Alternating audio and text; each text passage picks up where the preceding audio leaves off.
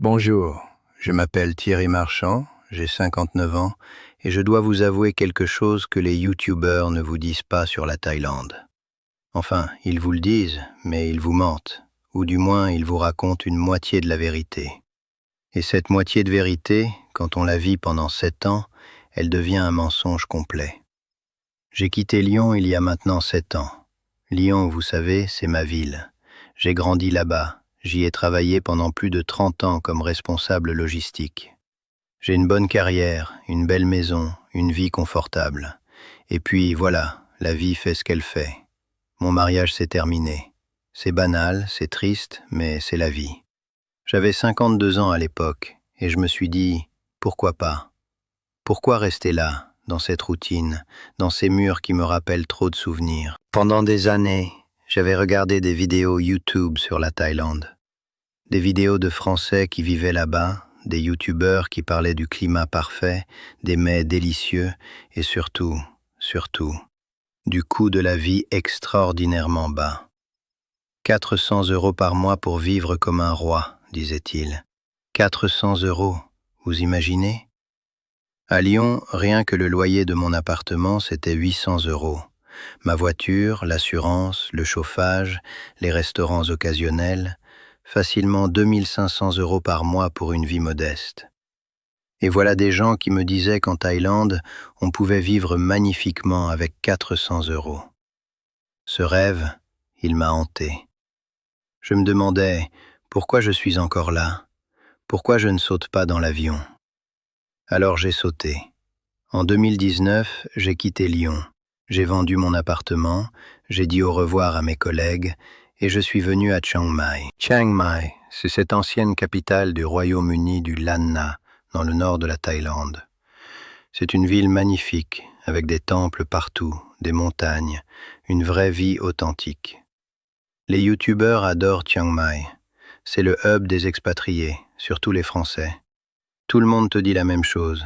Tu vas voir, c'est paradis. Et les premières semaines? Oui, c'était magique. Je me souviens de ma première promenade dans le vieux quartier, dans les ruelles étroites avec les fils électriques qui zigzaguent partout.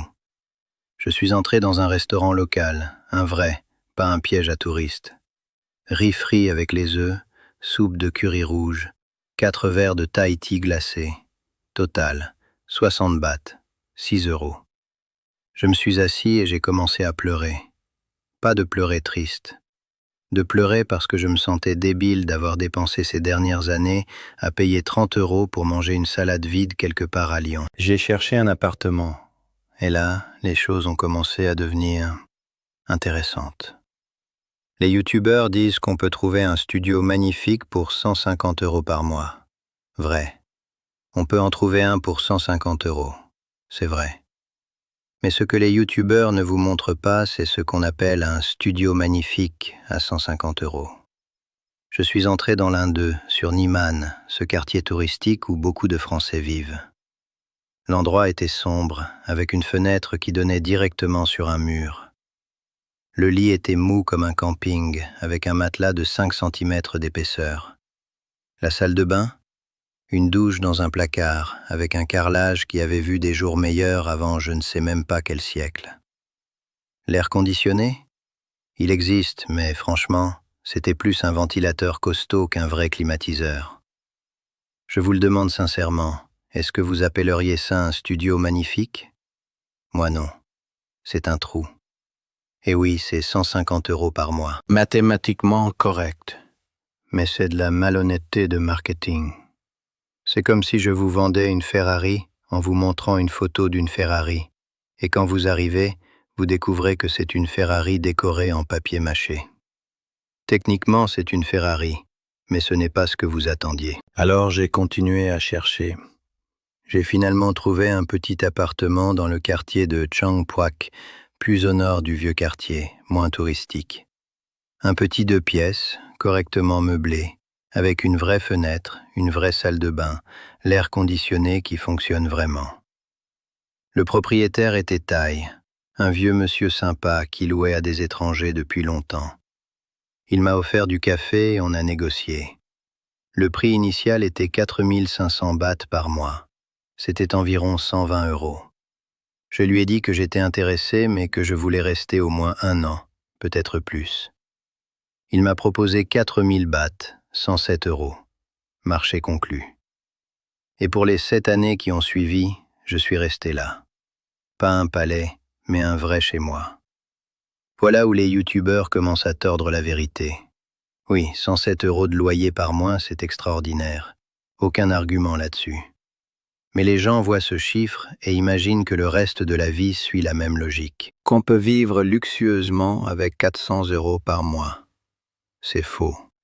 C'est dangereux comme mensonge, parce que ça attire les gens et puis ils arrivent ici et boum, ils frappent la réalité. Parlons d'argent maintenant, les vrais chiffres. Quand je suis arrivé en 2019, oui, les choses étaient moins chères qu'aujourd'hui, infiniment moins chères. C'était un moment privilégié. Les prix ont augmenté comme partout dans le monde. L'inflation existe aussi en Thaïlande. Étonnant, n'est-ce pas? Les youtubeurs filmaient en 2018-2019 et ceux-ci disent toujours que c'est 400 € par mois. Ils ne mettent pas à jour les vidéos. Ou pire, les nouveaux youtubeurs arrivent, ils copient les chiffres et tout le monde répète la même histoire. Mes dépenses réelles, je vais vous les détailler parce que c'est important que vous compreniez. Loyer, 107 €. C'est stable depuis 7 ans parce que mon propriétaire est cool et qu'on s'entend bien. Mais si je devais louer maintenant, un endroit similaire coûterait 150 à 200 € facilement. Nourriture. Voilà où ça devient intéressant. Je peux manger thaï 3 fois par jour pour 10 € si je veux. Un riz frit, une soupe, une salade de papaye verte et je suis rassasié. 10 € pour la journée entière, c'est vrai. Mais moi, je ne suis pas un robot. Après 7 ans, j'ai envie de manger autre chose que thaï tous les jours. Je veux du fromage français, je veux du pain décent, je veux parfois un bon vin. Et là, les prix changent complètement. J'habite près de Tonpayom Market, un grand marché local. C'est magnifique, les vendeurs vous connaissent, les prix sont justes, c'est authentique. J'y vais 4 fois par semaine. Pour des légumes, des fruits, des œufs, du riz, du poulet, environ 80 € par mois. Pas mal. Mais si j'ajoute du fromage français, du jambon de qualité, du vin français buvable, ça devient 150 € facilement par mois. Parce que le fromage français, c'est une denrée rare à Chiang Mai. C'est importé. Les taxes sont énormes. Un camembert correct, c'est 6 €. Un comté, c'est 9 €. Un verre de vin décent au restaurant, c'est 5 € au minimum. Et puis, bien sûr, parfois on sort au restaurant avec des amis. J'aime les petits restaurants français qu'on a trouvés, pas les chaînes touristiques. Il y a cette petite bistrot à côté de Waroro Market, tenue par un couple français sympathique. Un steak frites correct, une salade, un verre de vin, 15 €. Un restaurant thaï touristique, dans le vieux quartier, où les gens prennent des photos pour YouTube, 20 € pour un plat. Un petit restaurant local, authentique, où les Thaïs mangent aussi, 2 € pour un curry parfait. C'est 3 mondes différents. Ma nourriture réelle, mélange équilibré, incluant quelques plaisirs français, 250 € par mois. C'est généreux, mais c'est réaliste. C'est un budget de quelqu'un qui aime bien manger, qui ne refuse pas un bon curry, mais qui veut aussi du fromage et du vin. Transports. À Chiang Mai, presque tout le monde a un scooter. C'est le transport principal. Vous pouvez louer un scooter pour 30 € par mois. L'essence pour un mois, c'est 15 €. Donc, transport, 50 € par mois. Électricité et eau. Mon petit appartement, clim à fond presque tous les jours. Environ 30 € par mois en été, 15 € en hiver. Internet. J'ai une connexion fixe décente à mon appartement, 10 € par mois. Plus une ligne mobile, 5 € par mois. Services divers, urgence santé, imprévu, 50 € par mois. Assurance santé, c'est important. Beaucoup de youtubeurs ne la mentionnent même pas. Moi, j'ai une assurance privée décente, environ 60 € par mois. C'est crucial si vous êtes âgé comme moi. Les hôpitaux thaïs sont excellents, mais ils sont chers pour les étrangers sans assurance. Les divertissements, cinéma, massage, sorties, 100 € par mois. Total réel, 107 loyer, plus 250 nourriture, plus 50 transports, plus 30 électricité, eau, plus 15 internet, téléphone, plus 15 imprévus, plus 16 assurance santé, plus 100 divertissements. Ça fait 662 € par mois. Plus que les 400 € magiques, n'est-ce pas? Et je vis modestement. Je ne suis pas ici pour faire la fête chaque soir. Je ne loue pas de villa avec piscine. Je ne me promène pas en taxi tous les jours. Je ne vais pas au restaurant tous les soirs. Je suis un mec qui essaie juste de vivre bien, confortablement, en profitant de ce que la Thaïlande offre vraiment. Le mensonge du 400 €, c'est un mensonge de YouTube. C'est un piège. C'est vrai qu'on peut vivre très bon marché ici, mais ce très bon marché n'est pas la même chose pour un Français de 59 ans qui a grandi en mangeant du pain français et buvant du vin qu'il ne l'est pour un jeune routard de 25 ans qui dort dans un dortoir et mange riz et œufs 3 fois par jour. Et puis, les prix montent. Depuis 2019, j'ai vu les prix monter sensiblement. Les restaurants thaïs qu'on payait 1 € il y a 7 ans, maintenant c'est 1,50 €. Les appartements qu'on louait 100 €, maintenant c'est 150. L'essence a augmenté. Le fromage français, toujours cher, devient plus cher. C'est l'inflation, c'est le monde. Et c'est une partie essentielle de l'histoire que les youtubeurs ne mettent pas à jour. J'ai un ami, Philippe, qui est arrivé en Thaïlande il y a 2 ans, basé sur les vidéos YouTube. Il s'est imaginé une belle vie. Il est arrivé ici avec un budget serré. Les premiers mois, il a paniqué. Il n'arrivait pas à vivre pour 400 € sans devenir complètement fou. Il mangeait riz et œufs, pas d'électricité pour l'air conditionné, pas de sortie. Il a appelé sa mère à Lyon en pleurant. Il a dit qu'il avait fait une erreur. Les youtubeurs lui avaient menti. Heureusement, Philippe a augmenté son budget, il a trouvé un équilibre, et maintenant, il va bien. Mais les premières semaines, c'était dur pour lui. Et je connais 3 ou 4 autres Français qui ont eu exactement la même expérience. Ils arrivent avec des attentes fausses, basées sur les vidéos YouTube, et la réalité les frappe de plein fouet. Voilà le premier mensonge. Le coût de la vie en Thaïlande n'est pas 400 € par mois. C'est faux. C'est plus. C'est bien plus si vous voulez vivre dignement, manger décemment, avoir un logement acceptable. Oui, c'est moins cher qu'en France. Oui, votre argent va plus loin. Mais ce n'est pas le paradis budgétaire que YouTube vous vend. C'est simplement moins cher. Et il y a une grande différence entre moins cher et 400 € par mois. Mais ce n'est pas le seul mensonge. Il y en a un autre qui est peut-être encore plus toxique, plus dangereux, plus blessant que celui du coût de la vie. Et c'est celui dont je veux parler maintenant. C'est le second mensonge que les YouTubers vendent sur la Thaïlande. Et franchement, c'est celui qui me fait le plus de colère quand je le vois. Parce que le mensonge sur l'argent, c'est bête, c'est mathématique, on peut le corriger en quelques semaines. Mais le mensonge sur les relations, sur l'amour, sur les femmes thaïs, c'est quelque chose qui peut briser des vies. Vous savez ce que je vois constamment? Des vidéos de mecs, souvent des Français, souvent des hommes célibataires, qui filment à Bangkok ou Phuket en disant quelque chose comme « Les filles en Thaïlande sont tellement gentilles, tellement belles, tellement heureuses de rencontrer les Occidentaux. C'est incroyable. Je suis arrivé hier et déjà 3 filles m'ont donné leur numéro. » Ces vidéos créent une image de la Thaïlande comme un endroit où les hommes occidentaux vont trouver facilement l'amour, la romance, peut-être même une épouse soumise et heureuse. C'est faux. C'est tellement faux que j'ai du mal à rester calme en le disant. Quand je suis arrivé à Chiang Mai en 2019, j'avais 52 ans. J'étais fraîchement divorcé. Je m'étais dit, consciemment ou inconsciemment, qu'une partie de l'attrait de la Thaïlande, c'était aussi la possibilité de rencontrer quelqu'un. La possibilité qu'une belle femme thaï soit intéressée par un vieux Français chauve comme moi. Je n'en parlais pas ouvertement, mais c'était là. J'avais vu les vidéos. J'avais vu ces histoires d'hommes qui arrivent en Thaïlande, déprimés, seuls, et qui rencontrent l'amour vrai. Et vous savez quoi? C'est vrai. Des gens rencontrent l'amour vrai en Thaïlande.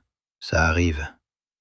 Mais la façon dont YouTube vend ça, c'est complètement déconnecté de la réalité. D'abord, la chose la plus importante, les femmes thaïs ne sont pas une catégorie homogène. Elles ne sont pas un groupe de filles dociles et fascinées par les hommes blancs. Ce sont des humains. Elles ont des personnalités différentes, des ambitions différentes, des intérêts différents. Certaines cherchent une vraie relation. D'autres cherchent un sponsor financier. Et c'est le point que les YouTubers ratent complètement. Quand les YouTubers vous montrent un mec qui arrive en Thaïlande et obtient immédiatement l'attention des femmes, ils vous montrent une histoire de sélection. Ils vous montrent un mec qui va dans un bar touristique, une zone de drague connue, où il y a un commerce spécifique autour des hommes occidentaux. C'est comme si je vous montrais un mec qui va à Pigalle à Paris et dit « Paris, c'est facile, les filles adorent les mecs français. » Ouais, à Pigalle, si tu as de l'argent et que tu cherches une transaction, c'est facile. C'est pas la même chose que de vraiment rencontrer quelqu'un. Moi, je ne suis pas allé dans les zones de drague. Ce n'était pas mon style. Je n'aime pas les bars touristiques, les filles qui sont payées pour sourire. Alors comment j'ai rencontré des femmes thaïs? Par la vie ordinaire, par les amis, par les cours de langue, par les voisins. J'ai pris des cours de thaï d'ailleurs.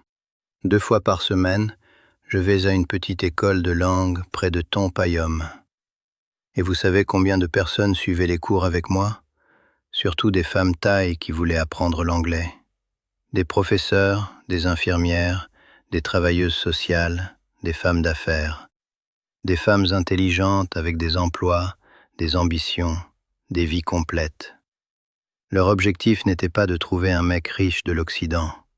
Leur objectif était d'avancer dans la vie. Et c'est le point que les YouTubeurs ratent complètement. La majorité des femmes thaïs de Chiang Mai, c'est pas ce qui est dans les vidéos YouTube. C'est des femmes normales, avec des jobs, des familles, des rêves. Beaucoup ont des enfants d'un mariage précédent. Beaucoup envoient de l'argent à leurs parents à la campagne. Beaucoup ne veulent pas de relation du tout parce qu'elles aiment leur indépendance. J'ai rencontré quelques femmes au cours des années. Il y avait Orne, une professeure d'anglais, 48 ans, divorcée elle aussi. On a pris des cafés ensemble. Elle était intelligente, drôle, elle parlait bien anglais. Et vous savez quel était le problème majeur? La barrière culturelle. Pas la barrière de langue, la barrière culturelle. Elle respectait ses parents énormément, ce qui est merveilleux. Mais ça voulait dire aussi que toute relation sérieuse avec elle allait impliquer une relation avec ses parents, ses tantes, ses oncles, toute la famille. En France, quand tu rencontres une femme de mon âge, la relation c'est généralement toi et elle. En Thaïlande, c'est une famille entière. Et si tu n'es pas prêt pour ça, tu vas souffrir. Avec Orne, il y avait aussi la question de l'argent. Elle savait que j'étais expatrié. Et bien qu'elle ne l'ait jamais dit directement, il y avait une expectation sous-jacente que peut-être j'aiderais sa famille. C'est pas parce qu'elle était intéressée, c'est parce que, dans la culture thaï, l'argent dans une relation, c'est une partie de la négociation. C'est normal là-bas. Mais pour un mec français, ça peut sembler transactionnel. Après 3 mois, Orne et moi, on a arrêté. Puis j'ai rencontré Ling Ling, une fille plus jeune, 35 ans, qui travaillait dans une galerie d'art à Chiang Mai. Elle était belle, oui. Mais plus important, elle avait une passion pour l'art. Elle était créative. Elle parlait français passablement bien. On a passé du temps ensemble. Des après-midi dans les galeries, des soirées au restaurant. Et pour la première fois en Thaïlande, j'ai senti quelque chose qui ressemblait à une vraie romance. Mais après 4 mois, il y a eu un problème. Ling Ling a réalisé qu'elle voulait des enfants. Elle avait 35 ans. Moi, j'en avais 55. J'avais déjà une fille adulte en France, et je ne voulais pas d'autres enfants. C'était un obstacle insurmontable. On s'aimait bien, mais on voulait des choses différentes de la vie. Et voilà, c'était fini. Vous voyez le point? Avec Ling Ling, c'était pas un mensonge de YouTube qui a ruiné la relation. C'était de vrais obstacles de la vraie vie. Des gens veulent des choses différentes. C'est la vie. Mais ce que les YouTubers font, c'est de montrer seulement les moments romantiques. Ils montrent un mec avec une belle fille thaï, en train de sourire sur un bateau au coucher du soleil. Ils ne montrent pas les 3 mois après, quand tu dois naviguer les attentes familiales. Ils ne montrent pas quand tu réalises qu'elle ne veut pas quitter la Thaïlande, mais toi, tu commences à te sentir piégé. Ils ne montrent pas les conversations difficiles sur l'argent, sur la famille, sur l'avenir. Et puis il y a le côté vraiment sombre, le côté des arnaqueurs. Un ami français, Marc, il est arrivé ici rempli des rêves de YouTube. Il a rencontré une fille thaï, belle, gentille. Elle lui a dit qu'elle l'aimait. Après quelques mois, elle lui a demandé de l'argent pour payer une dette familiale. Il a donné. Puis c'était un problème avec le business de sa famille. Encore de l'argent. Puis c'était un frère en prison. Encore. Finalement, la fille a disparu. Elle a bloqué sur WhatsApp, Facebook, partout. Marc a perdu 15 000 €. Il était déprimé. Mais ce n'était pas la Thaïlande qui était le piège. C'était ses attentes, basées sur les vidéos YouTube, qui l'ont mise en danger. J'ai découvert quelque chose pendant 7 ans ici. Les femmes thaïs et les femmes françaises, elles ne sont pas tellement différentes. Oui, il y a des différences culturelles, mais au final, c'est des humains. Elles veulent du respect. Elles veulent de l'honnêteté. Elles veulent une vraie connexion. Elles ne veulent pas être des fantaisies. Elles ne veulent pas être des récompenses pour les hommes qui viennent de l'Occident. Après 7 ans, après avoir rencontré pas mal de femmes, après avoir observé les autres expatriés, j'ai appris ceci. Une vraie relation en Thaïlande, ça marche seulement si tu oublies ce que YouTube t'a vendu. Ça marche seulement si tu traites les femmes thaïs comme des femmes, pas comme des exotiques, pas comme des prix, pas comme une validation que tu es devenu meilleur parce que tu as quitté la France. Il y a un mec, Laurent, qui vit ici depuis 10 ans. Il a une femme thaï, Mai, et ils sont heureux ensemble, réellement heureux. Et vous savez pourquoi? Parce qu'il n'avait pas d'attente ridicule. Il a rencontré Mai dans un contexte normal. Ils ont parlé, ils se sont plu, ils ont construit quelque chose ensemble. Oui, il y a eu des obstacles culturels, oui, il y a eu des malentendus. Mais ils les ont surmontés parce qu'ils étaient tous les deux engagés dans une vraie relation, pas dans une fantaisie. En Thaïlande, il y a aussi une pratique autour de l'argent dans les relations qui est complètement étrangère aux Français. Un homme soutient une femme financièrement et en échange, elle lui donne de l'attention, de l'affection. Ce n'est pas exactement de la prostitution, parce que la relation peut être réelle. Mais l'argent, il est au centre. Et les youtubeurs qui rencontrent des femmes dans cet arrangement l'appellent souvent « amour ». Mais il y a une question que tu dois te poser. Si je perdais mon argent demain, est-ce qu'elle resterait? Après 7 ans, est-ce que j'ai trouvé l'amour ici? Non. Est-ce que j'ai rencontré des femmes sympathiques? Oui. Est-ce que j'ai eu des moments romantiques? Oui. Mais c'est pas parce que la Thaïlande est un paradis des rencontres. C'est parce que j'ai eu la chance de rencontrer des gens bien. Et la chance, c'est pas une garantie. C'est pas 400 € par mois. C'est pas une fille qui t'aime sans condition.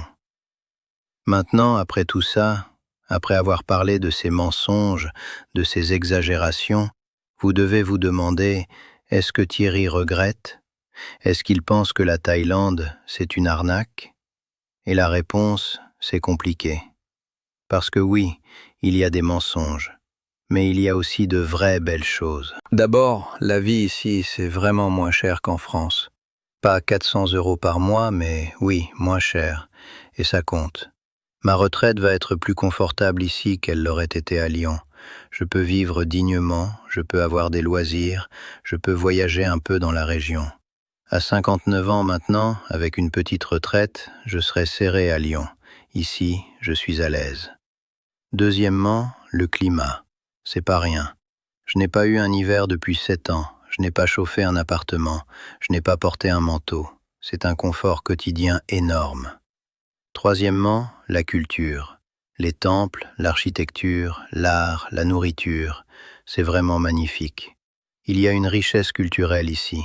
Je connais des musiciens thaïs, je vais voir des expositions d'art, j'assiste à des festivals locaux. C'est pas juste pour les touristes. Quatrièmement, la communauté. Il y a une grande communauté d'expatriés à Chiang Mai. Les Français, on est beaucoup. On parle en français. On discute des défis de vivre ici. C'est une communauté importante pour moi. Mais il y a aussi les côtés durs, les côtés que YouTube ne vend pas. La nostalgie. Je m'ennuie de la France. Je m'ennuie du pain français. Je m'ennuie de marcher dans les rues de Lyon et de rencontrer quelqu'un que je connaissais. Ma fille a grandi sans son père présent physiquement. Elle comprend pourquoi je suis ici. Elle me soutient. Mais il y a une distance qui ne disparaîtra jamais. Et ça me pèse. L'isolement. Il y a une communauté d'expatriés. Mais ce n'est pas la même chose que d'avoir des racines. Je suis ici depuis 7 ans. Et je suis toujours un peu un étranger. Je parle thaï un peu, mais pas très bien. Je suis un observateur généreux, un ami, mais jamais tout à fait un des leurs. Les complications administratives, visa, permis de travail, impôts, assurance santé, c'est beaucoup de bureaucratie. Et il y a une incertitude. Une politique peut changer, et ça crée une sorte d'anxiété sous-jacente. Alors, ce que j'ai appris en 7 ans, c'est que la Thaïlande, c'est comme partout. C'est un ensemble de compromis. Oui, c'est moins cher. Oui, c'est plus chaud. Oui, il y a plus de beauté naturelle et culturelle. Mais c'est aussi plus loin de chez toi, c'est plus isolant, c'est plus administrativement compliqué. Et si tu viens ici en croyant que tu vas trouver une vie parfaite, une fille parfaite, un coup de vie parfait, tu vas être déçu. Mais si tu viens ici en comprenant que tu vas trouver une vie différente, avec des avantages et des inconvénients, et que tu es prêt à naviguer les complications, alors oui, ça peut être bon. Ça peut même être magnifique. Voici ce que je dirais à quelqu'un qui pense à venir en Thaïlande. D'abord, ignore YouTube. Sérieusement. Les YouTubeurs ne sont pas de mauvaises personnes. Ils racontent juste une histoire. Et les histoires, par définition, ce ne sont pas la réalité complète. Deuxièmement, viens avec un budget réaliste. Ne viens pas en croyant que tu vas vivre avec 400 € par mois. Prévois 600, 700, 800 €. Ça crée une marge de sécurité. Troisièmement, viens pour explorer. Viens pour découvrir. Ne viens pas en cherchant l'amour. L'amour peut venir, mais ce n'est pas une raison d'être ici. Quatrièmement, apprends la langue, même un peu, même des phrases basiques, ça change tout. Cinquièmement, sois conscient de la dynamique d'argent. Oui, tu es riche comparé à un Thaï moyen. Sois généreux, oui, mais sois clair sur tes limites. Et finalement, donne-toi du temps. 6 mois, ce n'est pas assez. 1 an, c'est mieux. 2 ans, c'est idéal. Parce que le mensonge de YouTube, c'est que tu vas avoir une réalisation immédiate que la Thaïlande, c'est parfait. La réalité, c'est que tu vas passer par des phases. La lune de miel dure 3 à 6 mois. Après ça, les choses deviennent normales. Et puis, après 6 mois ou 1 an, tu commences à vraiment t'ajuster. Tu trouves tes routines. Tu trouves ta communauté. Et c'est là que tu peux commencer à avoir une vraie opinion sur si la Thaïlande, c'est pour toi. Moi, après 7 ans, j'ai une vraie opinion. J'aime beaucoup de choses ici. Mais ma décision est basée sur 7 ans de réalité, pas sur des vidéos YouTube. Et ça change tout. Voilà ce que je voulais vous dire. Ce que les YouTubeurs exagèrent le plus sur la Thaïlande, c'est le coût de la vie et les relations. Ils les rendent trop faciles, trop magiques, trop parfaites. Mais la réalité grise, c'est souvent plus intéressante. C'est plus riche, c'est plus réel. Et si vous pouvez accepter ça, si vous pouvez vivre dans les nuances, alors la Thaïlande a beaucoup à vous offrir. Je vous remercie de m'avoir écouté. C'était mon histoire, c'était ma vérité.